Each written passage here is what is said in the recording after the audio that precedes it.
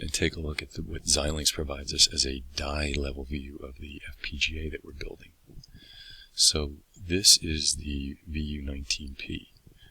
It's built into left banks, center left banks, right center banks, and then the right banks. The right banks are, in this part specifically, are the GTY transceivers. Okay, and this is for the FSVA3824 package.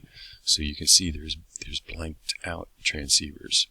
Those are in the B part. So the B part is heavier on transceivers, and the A part is heavier on the HPIO banks. So there's only 3824 pins. So Xilinx decides how they want to pin it out.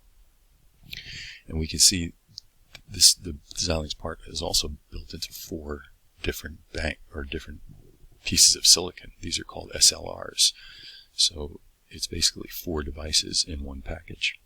Okay, so each of those devices has a set of I/O banks on the left, in the center, and then they have some GT transceivers on the right. So when PartBuilder reads, extracts the pins, it knows how to read all this, and it knows how to organize these pins into banks and transceiver groups and power pins. Okay, and then there's also some special configuration pins in these banks here.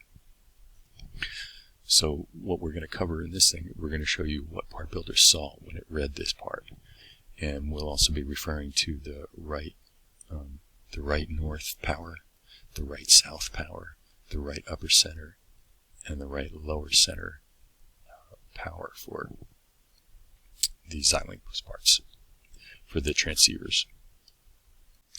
Now each one of these I/O banks has 50 pins in it. Each one of these GTY or transceiver I/O banks has about 30 pins in it. 20. It's got 4 transceivers and some reference clock pins.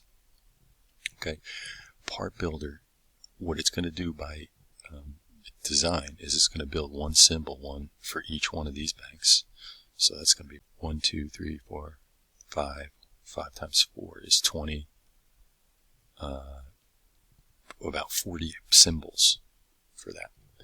Okay, it's going to build a bank for that one, a symbol for that one, a symbol for that one, and a symbol for that one. This is just default. So if we just run PartBuilder, we're going to get 40 symbols for these. We're going to get 1, 2, 3, 4, 5, 6, 7, 8, 9, 10, 11, 12 symbols for the GTYs, and then we're going to get a symbol for each one of these banks, and then it will automatically build the power banks and a configuration bank for us.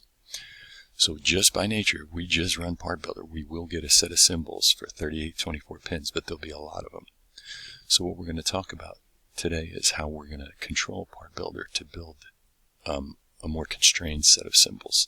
So we can build 2 banks in one to make the number of symbols a lot less. So we'll have 20 symbols instead of 40 symbols for that. And we'll end up with 1, 2, 3, 4 symbols for the transceivers, and maybe 1 symbol or 2 symbols for the I/O banks.